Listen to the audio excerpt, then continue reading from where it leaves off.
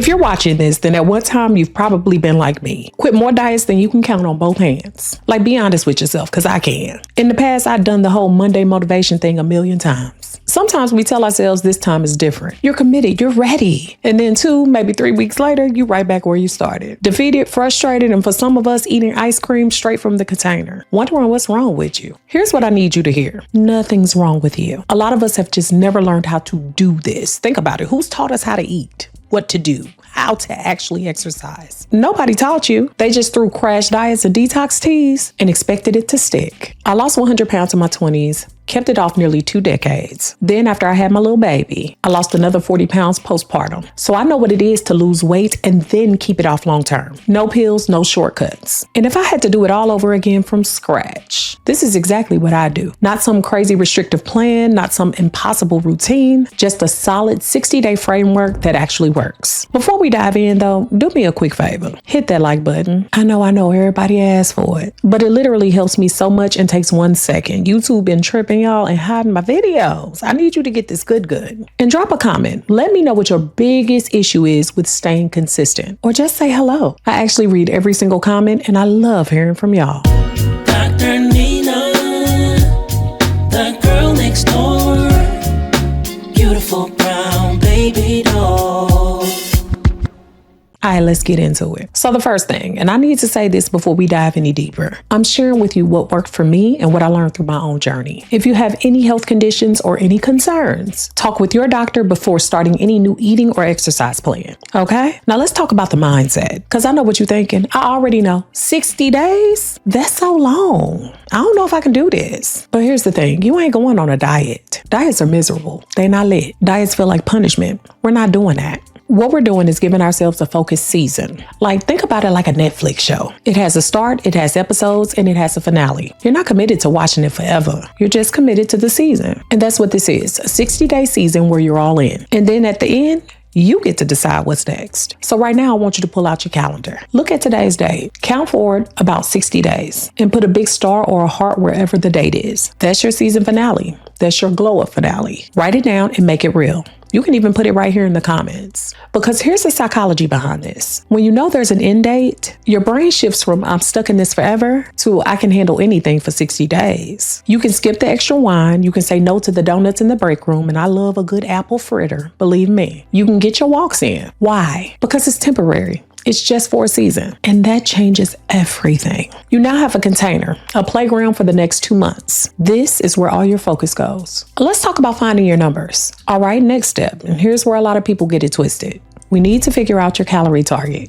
I know, calories. You probably have trauma from trying to eat 1,200 calories or less and feeling like you were dying on a desert island. We're not doing that nonsense. Not today, Satan. But here's what you're going to do. Open a new tab on your phone or your computer. Google TDEE calculator. TDEE. It stands for total daily energy expenditure, which basically means how many calories your body burns just living your life. Click on literally any of the top results. They all do the same thing. It's going to ask you for your age, your height, your weight, and your activity level. Be honest here. If you have a desk job and you're not currently working out, pick sedentary, not moderate workout. We know better. Don't lie and say you're super active when you're not. We ain't over here shaming you. And nobody got to know your business. This isn't Instagram. Nobody's judging you. We just need the accurate information. Hit calculate. You're going to see a number. For most people, it's between 1,800 and 2,500 calories. This is your maintenance, the amount you can eat without gaining or losing weight. Write that number down. Got it? Good. Now here's where everybody screws up, including me. They see that number and they think, okay, I'm going to cut that in half and lose weight faster. No, little grasshopper. That's how you end up binge eating and hating your life. Pull up your calendar. Take your maintenance number and multiply it by 0.80. That's a 20% deficit. Then multiply that by 0.75. That's a 25% deficit. These two numbers, that's your range. So if your maintenance is 2,000 calories, 2,000 times 0.80, that equals 1,600. 2,000 times 0.75, that equals 1,500. Your daily target would be between 1,500 and 1,600 calories. This is your sweet spot.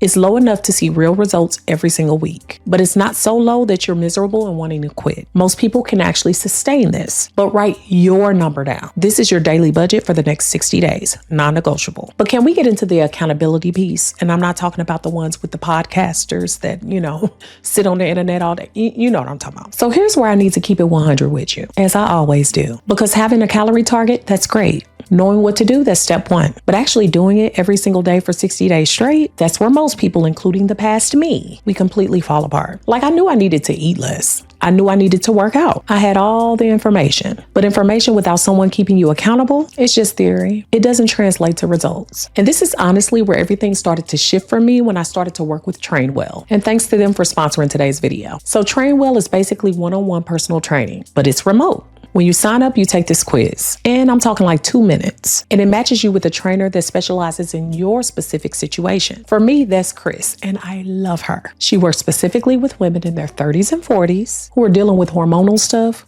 crazy schedules, and trying to lose weight without it taking over their entire lives. The first thing you do is a video call with your trainer. And with Chris, we talked about everything. Like everything. I told her all my business, my history with yo-yo dieting from the past, my work schedule, my gut health goals, and even my budget. She got the whole entire picture, probably too much. And here's the thing that made the biggest difference. She checks in with me twice a week, but not in an annoying way. Just like, hey, how's your protein looking? Or did you get your steps in? Or how are you feeling today? That accountability, that's what finally made it all click for me. Because y'all, it's so easy to lie to yourself. Can I get an amen or a like? It's easy to be like, oh, I'll start tomorrow. Lying. But when you know someone's going to ask you about it and help you along the way, you show up differently. The actual workouts for me have been about 25 to 30 minutes with video demonstrations, and they're all within the app. But here's what's wild. TrainWell has this motion tracking feature. It literally tells me when my form is off and when it's good. Like, it'll flag me if I'm going too low on my squats or if my arms are too high on the press. And then I can rate the workout. I can tell Chris how I felt, and she adjusts everything based on that feedback, not just like, yeah, great.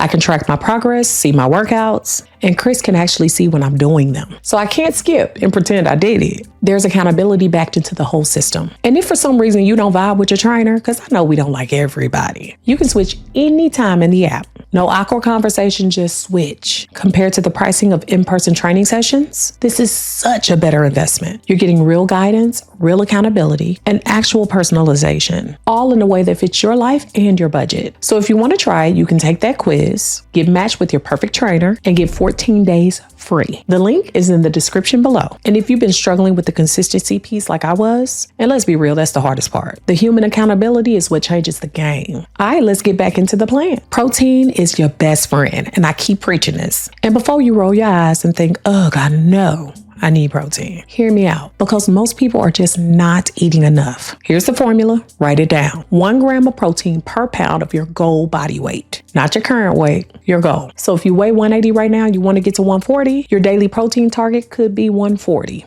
Of course, there are more exact ways to calculate this, but this is a start. But why does this matter so much? Because when you're in a calorie deficit, your body needs protein, and that's to hold on to your muscles. Without enough protein, yeah, you'll lose weight, but you'll also lose muscle. And that leaves you looking soft and deflated instead of tight and toned. We're trying to lose fat, not shape. Protein grams are your insurance policy. Now, I want you to take that protein number and divide it by how many meals you eat per day. And this is where I'll tell you what I personally do. Y'all know I intermittent fast, 16-8 to be exact. So I don't eat breakfast. I break my fast around 12:30 or 1, and I stop eating around 8:30. For me, that means I eat around 2 to 3 meals with a few little snacks. So if my protein goal was around 140 grams, which it is, I'll divide that by 2 to 3 of my main meals. 140 divided by 3 meals, that equals about 47 grams per meal. 140 divided by 2 meals, that's 70 grams per meal. So if you do eat breakfast and you eat about 3 to 4 meals a day, this is what you would do. 140 divided by 4 meals, 35 grams per meal. 140 divided by 3 meals, that's about 47 grams per meal. Do the grams for your number and your eating schedule. Okay, so how do you actually hit that? Let me break it down for you. And I'm going to give you options whether you eat breakfast or not. When I break my fast around 12:30, I go straight for protein. Usually a protein shake. 1 to 2 scoops of protein depending on the day, or a pre-made shake. 2 scoops gives me 50 grams of protein right there. Sometimes I'll add a little Greek yogurt to that, just plain. The 25-gram one by Oikos,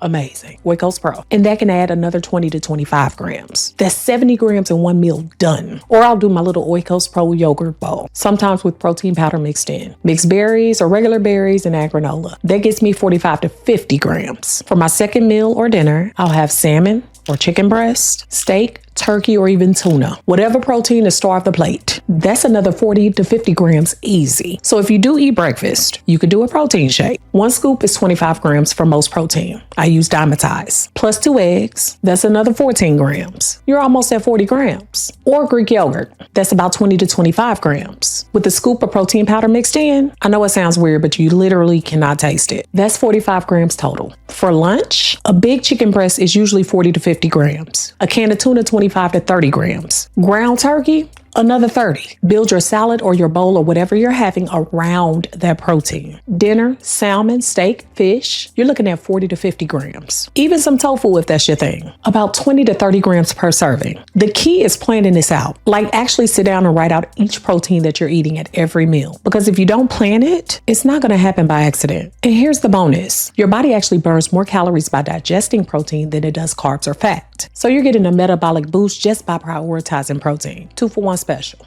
From now on, when you look at that plate, ask yourself one question. Where is the protein? That's your star. Everything else, that's your supporting cast. So whether you're doing intermittent fasting like me or eating 3 to 4 meals a day, the formula is going to stay the same. Just adjust how you split it up. Let's talk about this walking secret. All right, the next thing, and this might be the most important thing I tell you all day. You need to walk, like actually every single day, not just walk into your car from the store or walk into the refrigerator. You need to actually walk outside of that. I can actually already hear some of y'all like, walking, that's it? That's not even a real workout. But here's the thing. Walking is one of the most underrated tools for fat loss. And here's the best part. It doesn't drain you or leave you starving like high intensity workouts. Pull out your phone right now, open up your health app. It's already on there if you have an iPhone. Look at your step count for the past week. Just scroll back and look. What's your average? Be honest. 2,000? 4,000? Most people are going to be shocked because you go from bed to car, to desk to couch, then back to the bed. You're basically living in a little box and wondering why nothing is changing. Your body needs movement. It craves it. Not just formal exercise, but movement throughout your day. 8,000 to 12,000 steps per day. 8,000 is bare minimum. Work your way to that point. 10,000 is the sweet spot. 12,000 if you're feeling spicy. And this is a non-negotiable from me for the next 60 days. And I want you to run me my numbers, okay? I want you to come back to this video and let me know what you're coming up with. But why is this so powerful? Because walking burns calories without exhausting you or spiking your hunger. It's called NEAT, non-exercise activity thermogenesis. Basically all the movement that you do that's not a formal workout. Hitting 10,000 steps burns an extra 300 to 500 calories daily. That's literally a whole meal's worth of calories just from walking. And you're not even trying that hard. Now here's how you can make it happen. Pull out your calendar again. I want you to schedule your walks like they're meetings, because they are. Can you walk 15 minutes in your morning before you start your day? Schedule it. Can you take a 20-minute walk before your lunch instead of sitting at your desk? Schedule it. Can you go for a 30-minute walk after dinner while you listen to music or your podcast or a book you wanted to? Schedule it. Find the pockets. Break it up if you need to. 4 15-minute walks throughout the day. It all adds up. Walking consistently every single day, that creates a massive calorie deficit over time without the recovery demands of intense training. So you don't feel as tired, you're not as stressed, and your body's not as sore. It's sustainable. It's easier on your joints, and it works. This is literally one of the easiest fat loss strategies. And you know, a lot of people don't talk about it enough. There's also strength training that actually works. Now let's talk about workouts. And notice I talked about this after walking. That's intentional. Steps matter more than you think. But here's your workout plan for the next 60 days. 3 to 4 strength training sessions per week. That's it. 30 to 40 minutes each. You don't need to live in the gym. You need to be smart. Focus on compound movements. Exercises that work multiple muscle groups at once. We're talking squats, deadlifts, presses, rows, and lunges. These help you burn the most calories, and they build the toned look that a lot of us are going for. And this is where working with Chris through Train Well has been so clutch for you, girl. She programs my workouts every week based on how I'm feeling, even if I'm sore, what my schedule looks like. It's not some generic plan, it's tailored for me. And because of that tracking feature, I'm getting my form right, and I'm actually getting it done properly, which means I get better results. Your workout should challenge you, but they shouldn't wreck you. You still need energy for your steps and plan for your life. You need to be able to move outside of working out. The goal is sustainable intensity and not burnout. And what happens at the end, y'all? Let's talk about what happens when you hit day 60, because this is where a lot of people mess up. You finish your 60 days, you lost 10, 15, maybe 20 pounds. And that's depending on where you started. And you might be feeling yourself. Your clothes fit better. You have more energy. You prove to yourself that you could do it. And then what happens? You celebrate with pizza,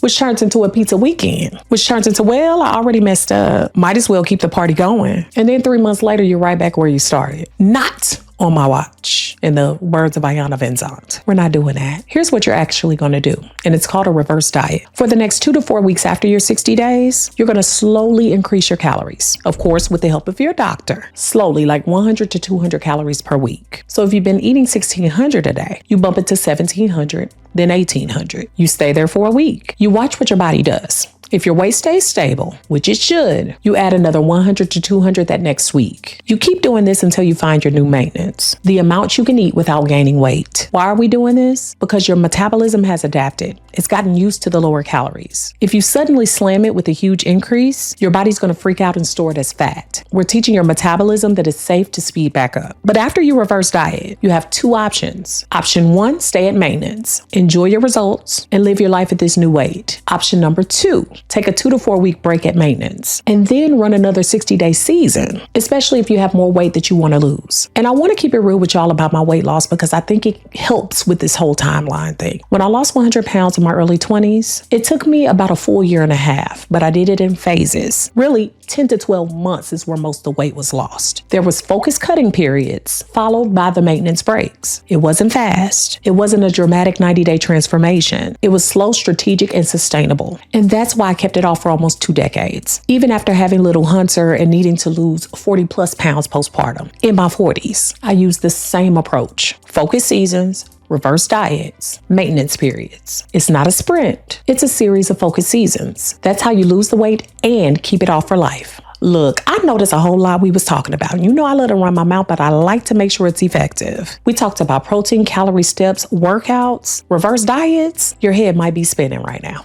But here's the thing. Having an actual plan is what separates people from those that transform to those that start over every Monday.